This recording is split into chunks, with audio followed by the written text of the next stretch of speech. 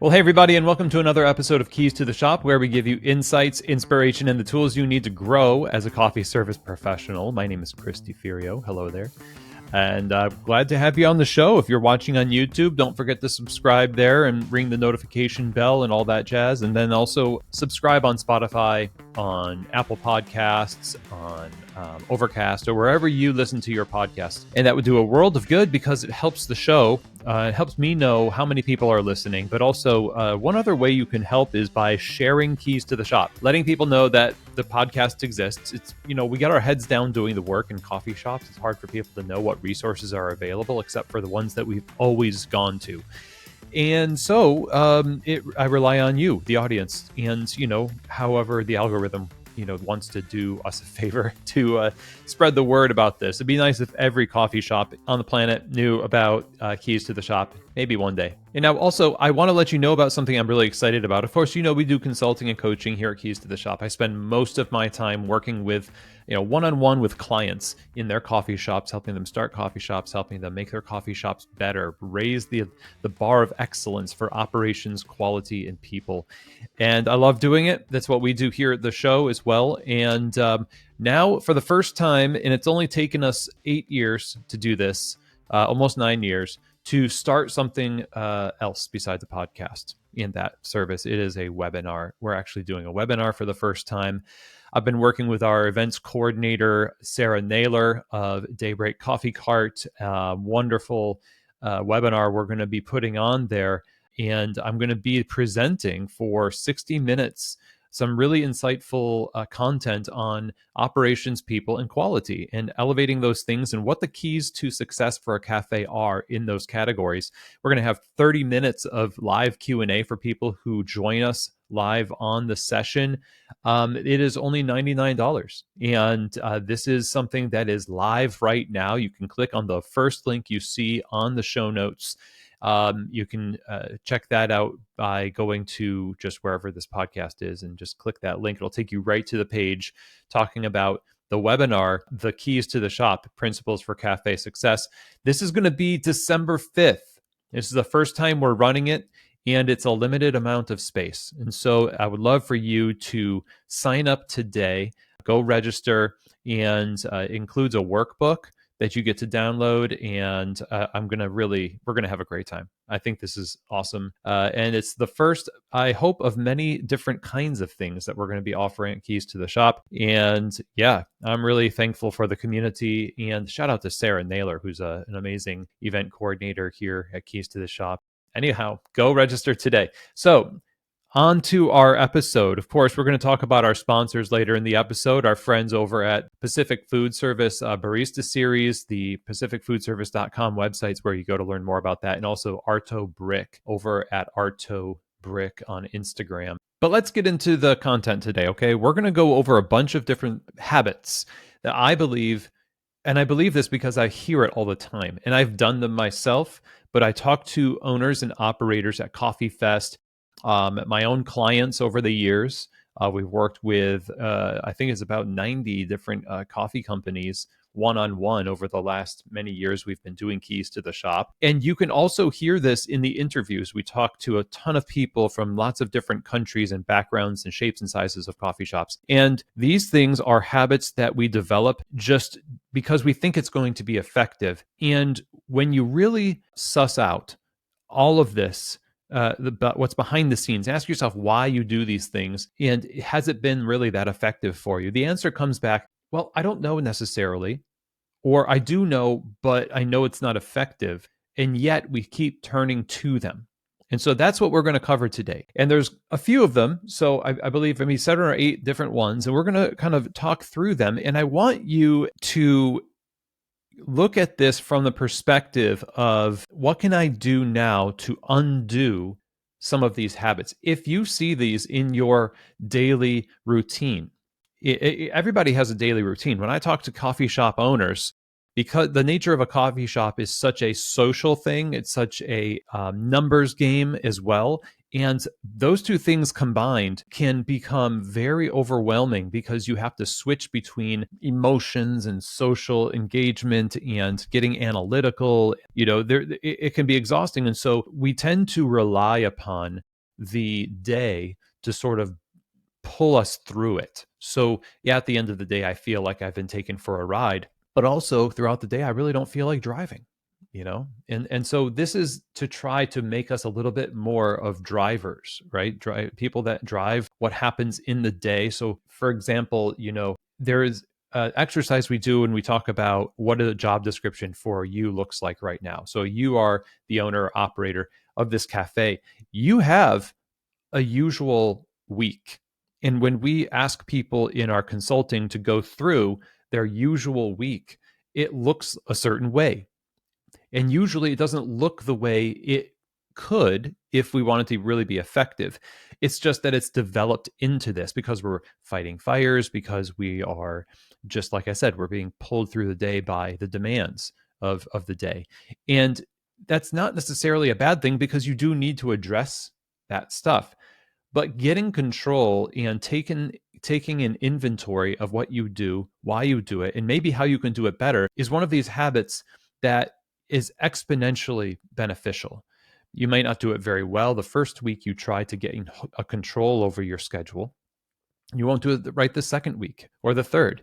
However, it creates this habit of inspection of what is, right? Or let's say introspection, or taking a survey of what is it that's going to happen? What do I know based on what's happened in the past? How do I respond to these things? You are being self aware and you're being organizationally aware.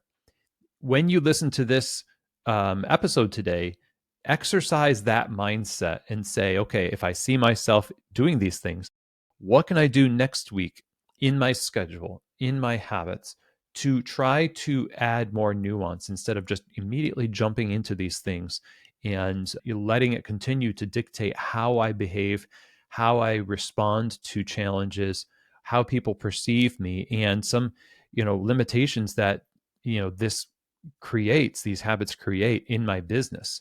Okay. So that's just a little preamble. This kind of stuff doesn't just immediately get solved after listening to a podcast. But as with any kind of insight, what you are able to see from that insight is now what you are responsible for acting upon. That's the point of it. Insight is not its own reward, it is a first step in a new direction, at the end of which we don't know how long it will take, but we know that there's an end, that you will look back and say, I'm glad that what I saw during that moment of insight allowed me to course correct and go down that line of thinking or that journey. Okay. So let's be careful. We're not trying to just make ourselves feel like we've gotten benefit from listening to podcasts or books because we felt like we got some insight, but never follow it up with action that is sustained over time. That's the key. That is key to the shop. Okay. So we're going to start with the first thing. And we have, let's see, 1, 2, 3, 4, 5, 6, 7 things. Okay. We have 7 different words and phrases that we're going to cover here. And the first one is worrying. So this one was really interesting because it came from a conversation in a delegation workshop I just did in Orlando at Coffee Fest. And people were talking about, and I have to tell you, by the way, people talk about this a lot more than you think. If you're on the receiving end of a paycheck in a cafe, you think people aren't talking about ways they can do more for their staff. They are. A lot more than what you imagine. They're probably talking about how they can get away with doing less. Most of the people I talk to, maybe it's because people who are attracted to Keys to the Shop, maybe feeling like they already feel like a certain sense of responsibility, and they're self-selecting, right? I don't know. But the point is, they're talking about how much more can we do for our staff. And the conversation really was about, okay, if you're paying as much as you can, if you're giving as many benefits as you can, you're doing what you can. And you are. You've explored this. And there's just constraints, there's limitations. But we're still really worried about what more can we do? What more can we do? It's not beneficial. We oftentimes worry because we don't know how to maintain a healthy tension of looking for opportunities to do more, but accepting that what we are doing now is what we can do and is sufficient in the time right now. we worry that that makes us lazy, that somehow we're going to go slack and lax on that, right? Like if I'm not worried, then I'm being irresponsible. Worrying actually creates more of a likelihood that you're going to be irresponsible with the opportunities that you have, because all the energy that you're spending worrying, you are not able to steward as well. If you're going to be an owner or a person in leadership at all, you have to, at the end of the day, realize you are a limited person. You have limited resource, and you can't control 100% how people perceive you, even if you're doing everything right. And your worry is going to cause you, not, of course, only to feel stress and anxiety and everything else, which we, in a toxic way, we start to believe is like the cross to bear for an entrepreneur, which is not the case. But that worry produces, and what would you say, a misappropriation of energy towards something that you can no longer act upon, where something else that you can act upon does need your energy. And it needs you to be able to compartmentalize in some way and trust yourself. Trust that you did as much as you could do. You're not giving up. That the tension is you, because of your mindset and your others focused outward mindset towards benefiting others. That's just, if you are genuinely that way and you have cultivated that, you will find ways to do more when the opportunity comes up. However, and this doesn't have to just be about doing more for your staff. It could just be about your perception in the community. It could be about, business, or it could be about quality. It could be about culture, whatever you want this to be about, whatever you're worrying about right now. I think a lot of worry for me, if I want to use a personal example, worry often is due to a lack of examination of the boundaries of my abilities, and a lack of ability for me to recall what I've actually done. And when I do this, and by the way, this happens with our Founder Fridays often, they'll tell me after the recording, it was so encouraging because we never really told ourselves the story about how we developed our business. And having somebody ask us the questions about, founding and challenges and how we overcame this and blah, blah, blah, right? You think to yourself, boy, I think we've done some good things, and it will alleviate some of that worry. So maybe instead of worry, we can start to be curious. Replace worry with curiosity, with a disciplined pursuit of and an excitement for what is on the horizon, not worrying that you're constantly like on the edge of disaster. That is not fruitful. It doesn't really produce anything, because you actually can't control as much as you'd like to, but there are things that you can control now that you're overlooking because of the worry. And so that's kind of the balance here. And I would like for anybody who's in a leadership position to, yes, always be curious about how we can continue to take the next step where that step is possible, and just be aware of those things.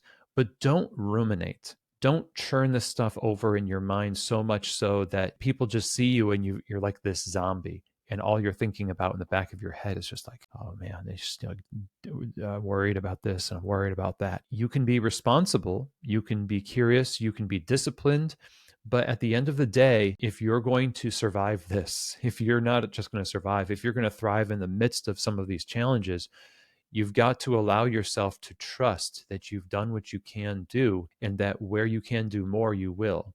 And worry is not the thing that leads you to that. It might actually be the thing that leads you away from being effective. Now, here's the other thing that I think is a replacement for good leadership, and that is doubt. Doubt especially comes up in two categories for me. One, doubt of others and doubt of yourself.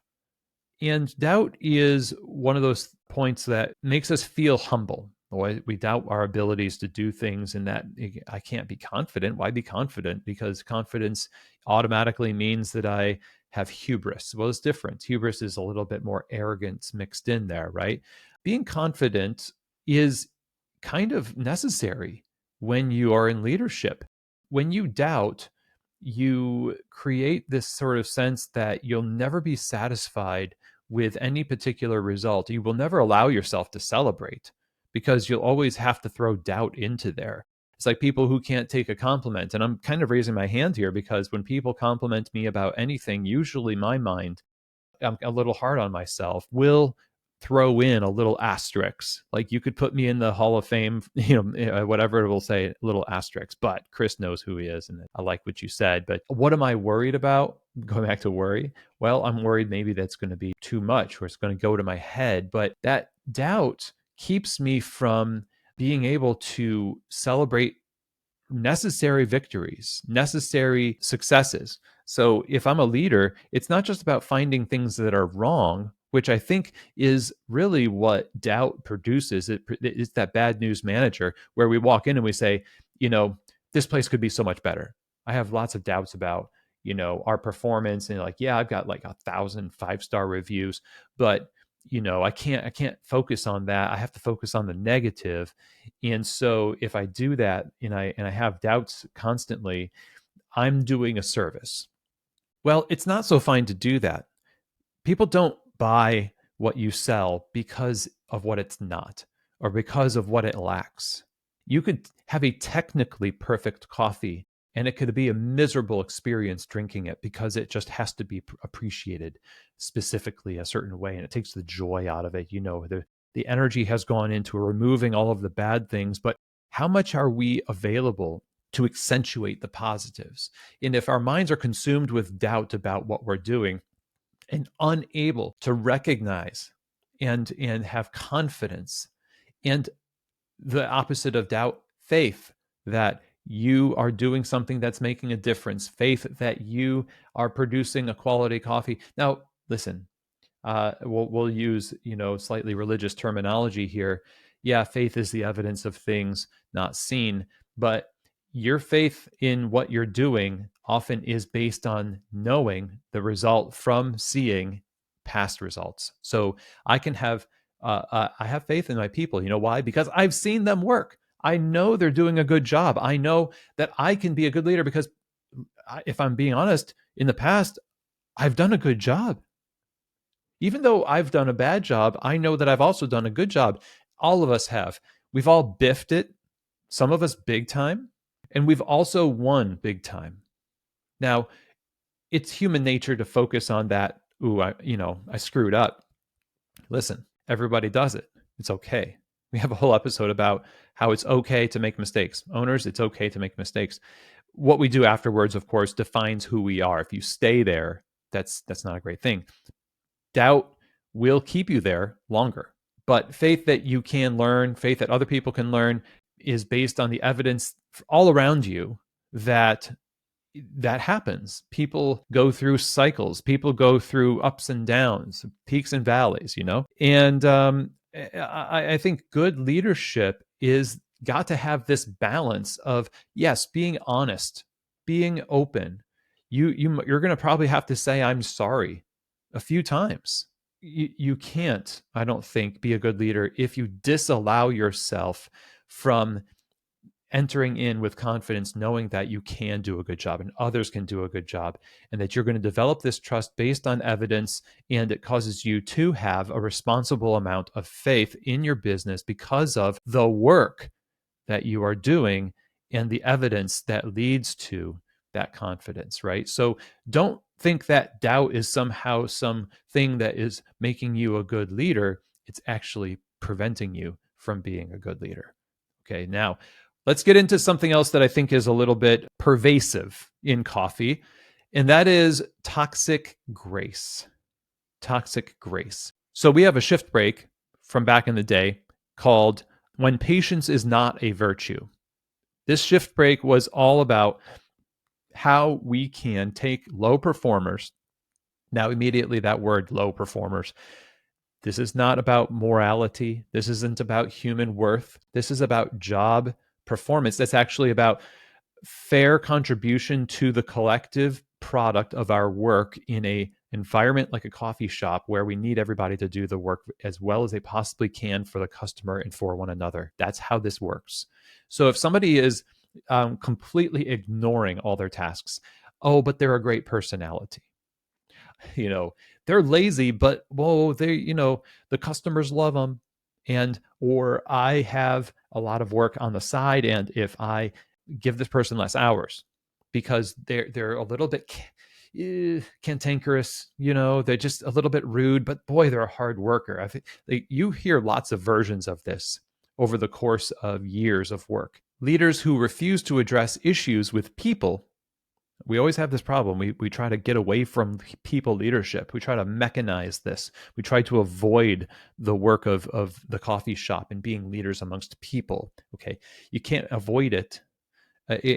All you can do is either approve of it or manage it and lead it.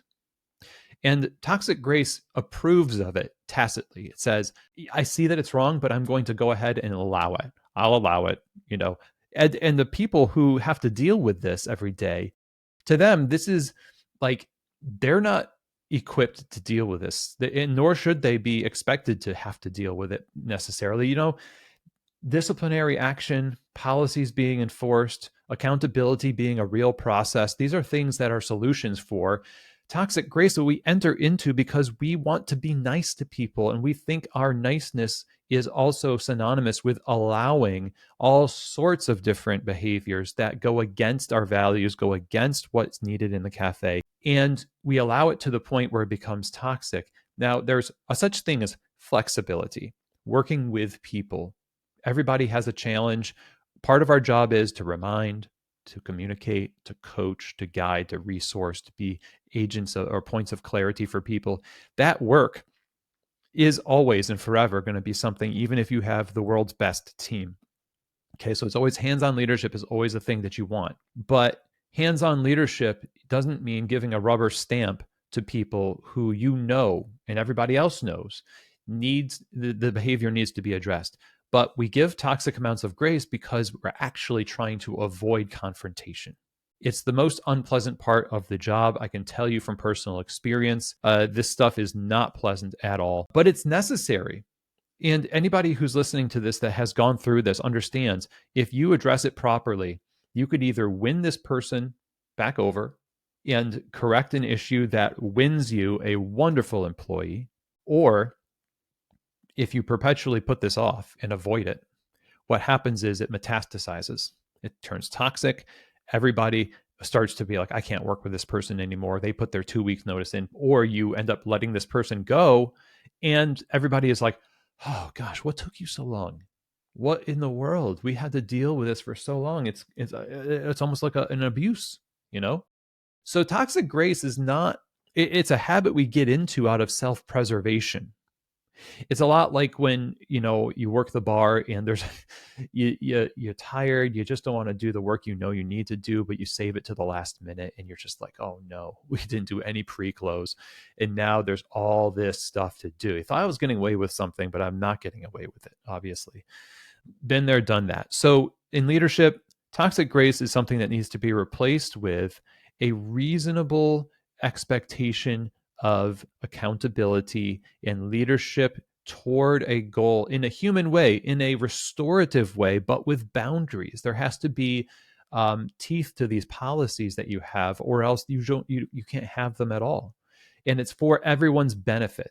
You can't just avoid these issues, whether it's a barista, by the way, or a customer. Customers sometimes, listen, the customer is not always right. You know how many people I've had to kick out of coffee shops before? And if I was concerned, I was like, no, that's a customer. Oh, good. What's going to happen? They're going to get mad. They're going to tell their friends. No one's going to come to my coffee shop. Well, chances are those people are actually stinking up the place with their attitude, with their language, with their borderline or even sometimes explicit abuses, right? And if you're not going to do anything about it, then that communicates volumes. So it could be a staff member, it could be a customer. Also, let's just say toxic grace can also be what you demand people give you. You refuse to change. You are the boss and you're doing bad things, but you say, well, I'm the boss. I write the checks. So you're going to have to shape up or ship out, First of all, if you want to get super technical, okay, you can do whatever you want. But we're about trying to be effective here, right? If that's your attitude, you probably shouldn't even really be owning a coffee shop or be in leadership. And I'm sorry that you are, if that's the way you feel about it. But even in a sneaky way, the best of us, I think, we'll have this temptation for people to give us more grace than we're willing to allow others, right? So it goes all around, but it all comes down to relationships, and toxic grace is something that is actually just a counterfeit for good leadership. It should not be a part of what we do, but it's an easy habit to kind of get into. And so that's why we want to replace it, and we don't want to have it continue. So now the cousin of the toxic grace is people pleasing. So let's get into people pleasing a little bit. People pleasing happens when we are trying to figure out how we can be all things to all people. When we say, well, we have to have everything on the menu because all the syrups and sauces and drinks and trends and foods and all the different types of cream cheeses and all the different types of bagels and whatever. You don't actually have to have that stuff. You have to choose, the audience well, but we feel like people pleasers, constantly worry that the negative emotion associated with somebody being let down is a final judgment on their professionalism, on their legitimacy as an entrepreneur. You're a failure as a business owner or as a business if this person walks away and they're not happy. What you need to understand is that people's happiness is not really dependent upon you. Now, to a degree, it is. We want people to feel good. There's a reasonable amount of, hey, I'm opening myself up to a hospitality experience. And we have now the opportunity to give as much as we can, to do what we can do for a chosen group of people. We can't do everything. It is impossible. It's literally impossible. But we try because we think that it's all up to us. The customer actually has a little bit of responsibility here to have reasonable expectation of the place they go into, just as the old trope is you wouldn't go into a pizza place. Maybe you would in New York City or someplace, but normally you wouldn't go into a pizza place and say, well, I'm so sad and upset and we're going to write a 1-star review, because you don't have to-go sushi in a grab and go case like they might have at Whole Foods or something.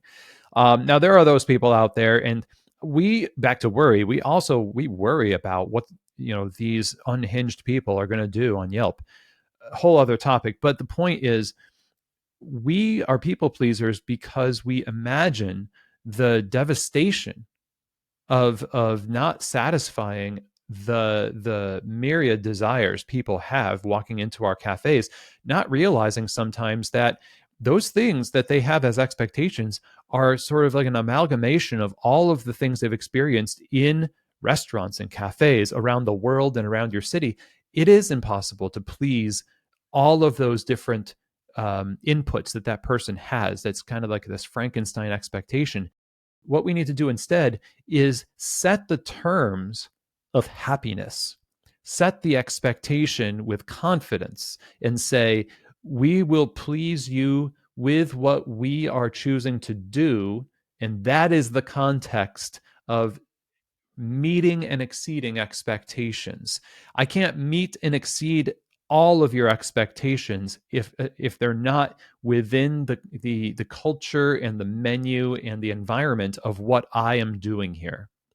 So it seems pretty simple to say, but believing that and allowing yourself to be at peace, not having 85 syrups, not saying no to something and always saying yes because what if, then you get to be this clearinghouse for other people's ideas. You're just kind of like a trend factory. The identity of your business starts to tank. You become like everybody else, and the opportunity to be unique in the marketplace is just kind of taken away. And so you can't please everybody, of course, but within the context of what you offer and the menu you've chosen to reasonably satisfy as a group of people that want coffees or foods and things like that. But you can be successful here pleasing the people that understand the context of your business and your chosen offerings. And like we've said in menu episodes before, the menu you have can please a lot of people, but doesn't have to be overcomplicated. And by the way, we're not just talking about customers. You don't have to say yes to everything your baristas want either. Doesn't mean you have to say no to everything, but we worry that if we say no to things, that we're going to be the bad guy, that people are going to think ill of us. And you know what? Maybe sometimes that happens. There's almost nothing you can do that will avoid having people associate your name and your business with something that they don't prefer. It's not untenable. This is just the way the world works. You think the same way about different businesses that still are in business without your patronage. How is that possible? You're not there. You see, every customer doesn't uphold every business in your community. Communities of customers within your city uphold certain businesses. So you can develop your community, you can please that community, and that community can do the work of spreading the good word about what you do more and more. And so if you are people pleasing because you feel like that is a form of leadership and hospitality, it really is not. If you start there, start with the context, start with chosen expressions of offerings, and then please people within that. And within the systems and the values that you've set up in your business, you can do the same thing with your staff. So it gives you more confidence to say kind of a no, but we have this. No, but to a barista, we can't do that, but I'm so glad you brought that up. I'm going to be thinking about a solution for X, even though we can't, maybe buy a new grinder or something like that. You can do creative work to recognize the conversation and to give validity to it, but do so within reasonable frameworks. So hopefully this helps you to overcome this people-pleasing tendency that a lot of us have. Well, hey, everybody, it's Chris, and I want to take a moment to thank our sponsors today, starting with Arto Brick. Arto Brick is arto.com and on Instagram at Arto Brick. Family owned and operated, made in LA, tiles, stoneware, hard surfaces. This place is amazing. They do some pretty amazing artistic work to make your cafe a very unique space. If you can dream it, they can make it. They can make these tiles, these renderings, shapes, and glazes and designs, hand-painted tiles, you name it. I was there recently and saw the whole process. It was just an incredible sight. So if you're going to open a new cafe, if you want a partner to help you realize your dreams of beauty, texture, feel, and space, then look to Arto Brick. Go on Instagram at Arto Brick. Now, we are also sponsored today by our friends at the Pacific Barista Series, pacificfoodservice.com. Get samples from that website and try this for yourself. Plant-based performance beverages designed for baristas, tested by baristas, stands up to the heat from steaming, creates great texture, and also is balanced in the cup, so the coffee is always the star. So again, pacificfoodservice.com if you're looking for the best plant-based beverages for your customers. Okay, we have 3 more things we need to talk about that replace good leadership. And those 3 things, let's start with indecision. Oh, I can't decide. There's so many options. There's so many different, things to, weigh in the balance. You end up with all these tabs open. And eventually, I like this with POS systems. People are just really worried, sick. I had a client who literally was like up all night really worrying about POS systems. And not to take away anything from the necessity to make educated decisions, but at the end of the day, who you are and how you use something is more important than what you are using.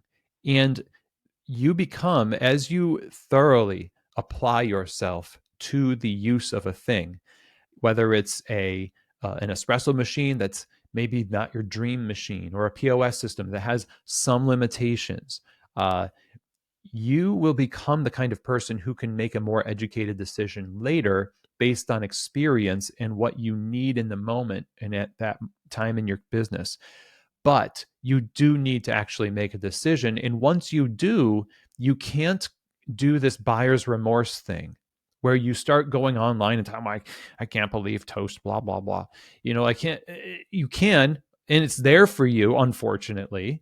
because a lot of the consternation and endless commiseration, it really doesn't do you any good because your business is not made or broken by these tools per se.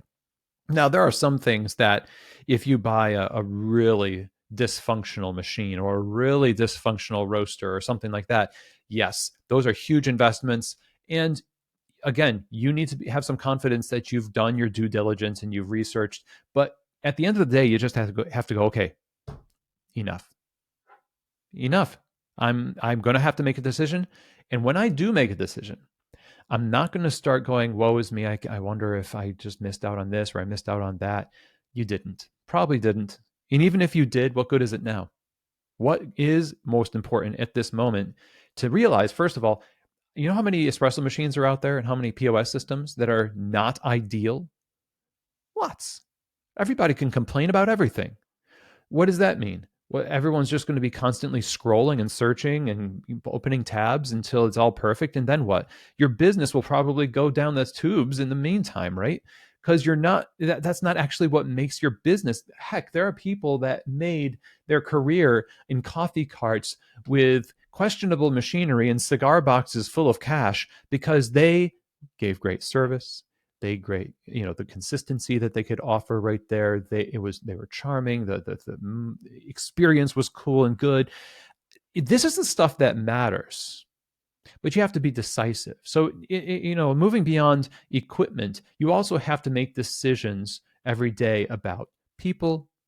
You have to make decisions about menu items, and that means you have to impose limits on yourself. You can't, now we're deciding that's a really heavy thing. Well, it means that we are not going to do XYZ. And that means now we are going to divert our energy to investing in what we do have to make it the best it can be. We're too obsessed with new, we're too obsessed with better. Now you can deepen the excellence of what you have and maintain that excellence and celebrate and amplify to the community that excellence. And you're just so enthralled and happy with who you are and what you offer, and you want everybody to join you. Now that confidence looks good. At the end of the day, we have this same kind of thing in our design class. Your business, like when you design your cafe, you're not going to get exactly the cafe that you wanted, even if you did all the layout work that you could and you did as much as as humanly possible to make the best designed cafe. At the end of the day, those limitations are just going to be there, those constraints, and confidence is now required to look good. You have to wear that. You have to have confidence in what you're doing for other people to have confidence in you. So the issue here is a lot like when we do a talk on designing a coffee shop. So I've got several clients right now who we're talking all about how their coffee shops are going to be designed. Well, you've got constraints with design. There's not, you can't do anything you want. And so at the end of the day, and what I tell people at the sessions at Coffee Fest when we talk about coffee shop design, you have to celebrate what you have decided to do based on what you've said no to, based on the constraints and somebody else said no to, the city said no to it, whatever it is. You have to celebrate it because confidence looks good. So your menu may not be as big as somebody else's. That's okay. Be confident. When you make a decision, you have to have made that decision with the idea that you're going to invest in what you decided and celebrate it and say, this is who we are. This is what we're doing. We're really excited about it. And if you don't, what you're going to do is you're going to hold back, and people are going to be just thinking, well, if they're not excited about it, neither am I. And indecision, by the way, often also will cause you to miss opportunities. There's opportunities to do more in your community, opportunities to improve things in the cafe, to go and have more excellent products, or improve the way that things work in the business. So there's a lot of things that you do need to decide, but you can't just endlessly put off those decisions with the excuse of, well, I just really want to make the best decision. The harsh truth here is that we're never going to know truly if it's the best decision. I mean, is it the right decision? Have you done what you can and now you have to decide, yes, okay, this is the decision you made. That's your best decision. The best decision, who's to say what it is, honestly? And so hopefully this is something that'll help you get over that hump and say, okay, we're not going to just constantly be indecisive. We have to take action. We've got to get, moving. The business requires movement. Culture requires movement. And being decisive is how that actually happens. So now, another thing we're going to cover here is rushing. Now, that's maybe the opposite of indecision.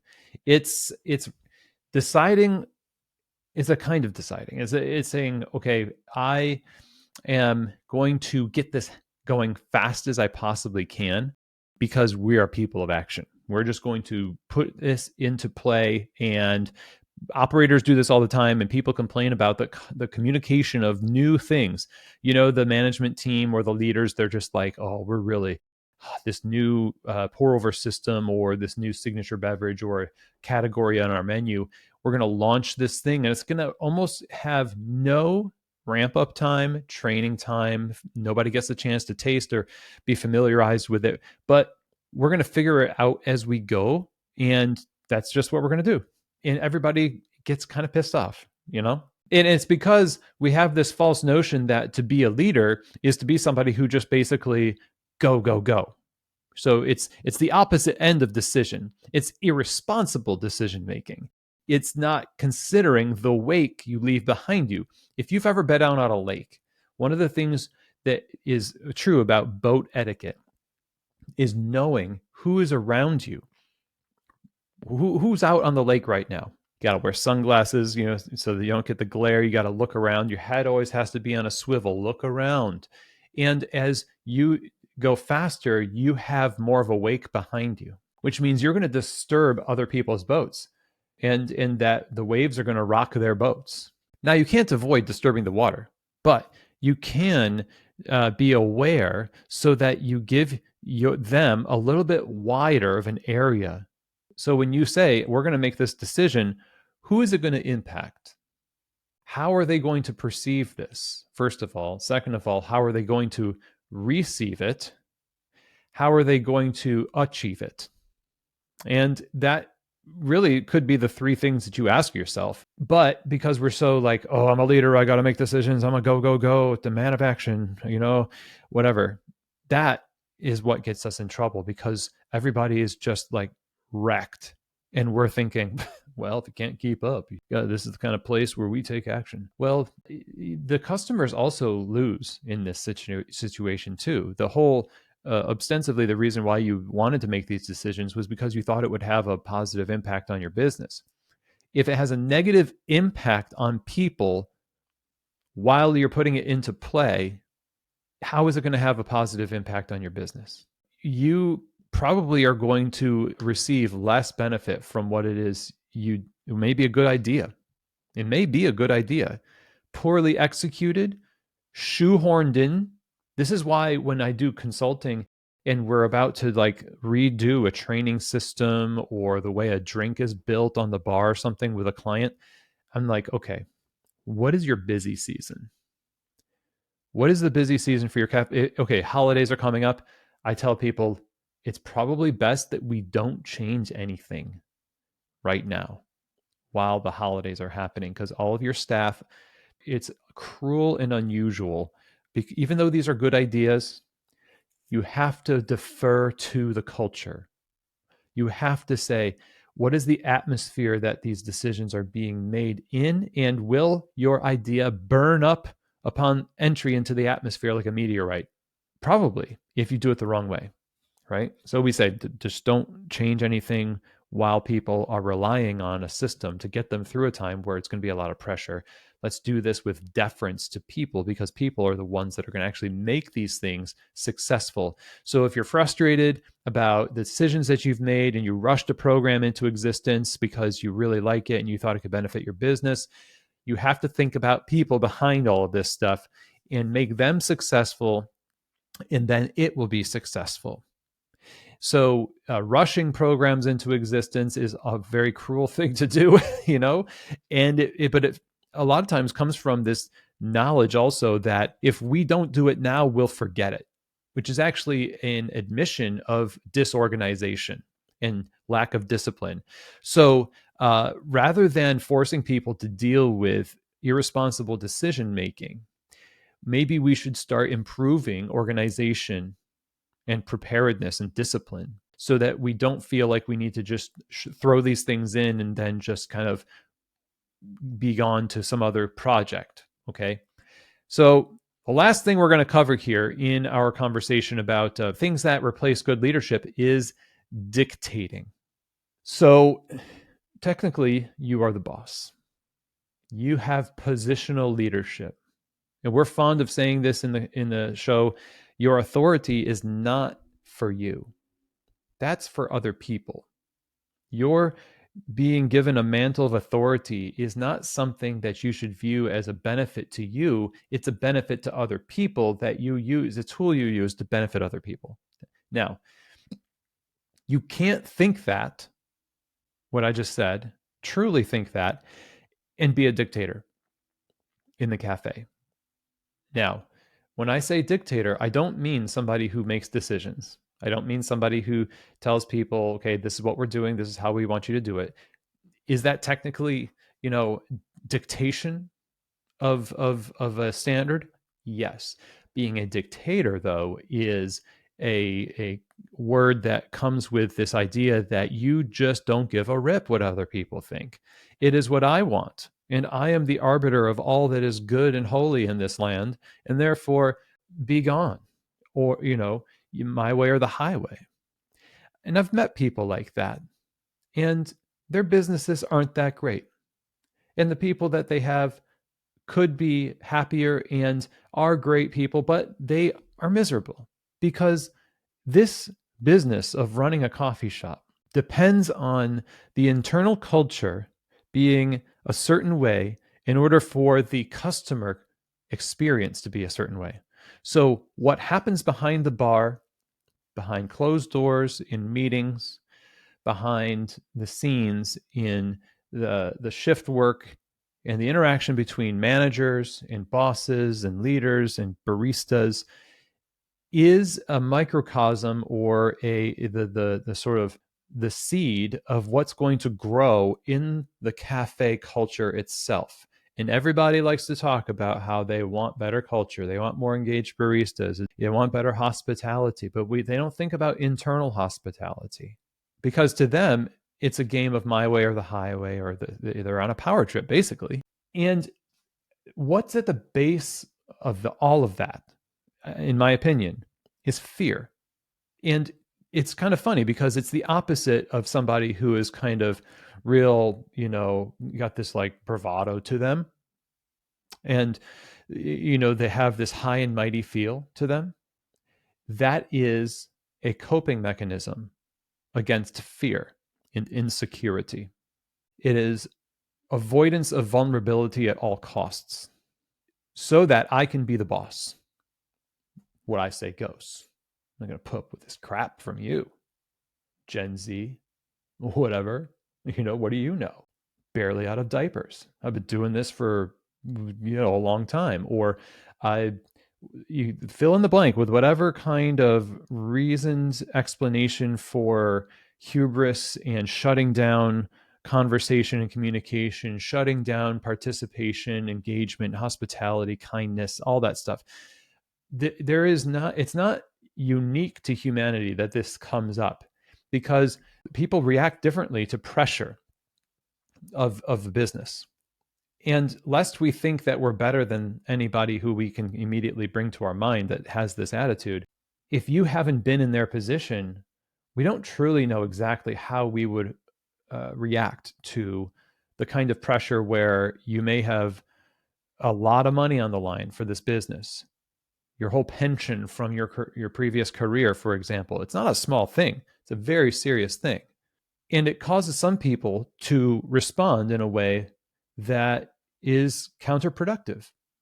What you can do, though, is recognize that just because you have a propensity or a possibility doesn't mean that you need to be taken for a ride that direction. You can exercise self-discipline to say, even if I feel the urge to be this dictator in this moment, and by the way, you don't even have to be the owner for this to happen. You could be the trainer. I've been there. I've been a good trainer. I've been a bad trainer. When you get some authority, you have a decision to make. Is this going to be used for the benefit of other people? Or is this going to be a club that I use to bludgeon people with in order to get them to do my bidding?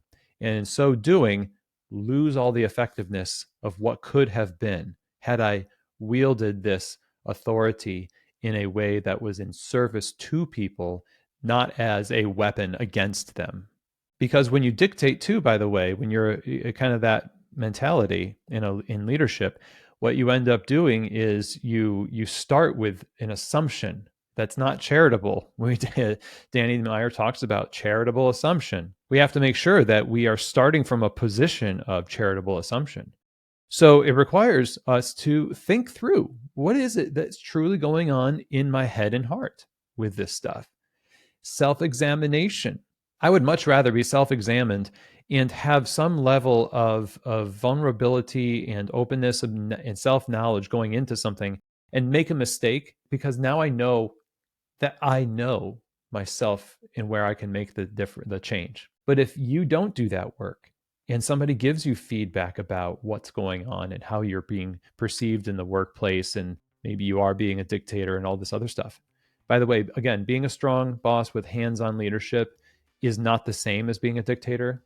A lot of baristas might think so, but we're talking about something that's a little bit more extreme here that, again, is antithetical to conversation, against co-creation, against people. So it's a fine line, okay? So let's not get it twisted. Just because somebody might hold you accountable for a standard doesn't mean they're being a dictator. It may be because you need to work on something that you need to work on. That's absolutely true, and that's been my experience in both positions. So let's be honest about what we're doing and what's beneath the behaviors that we are engaging in.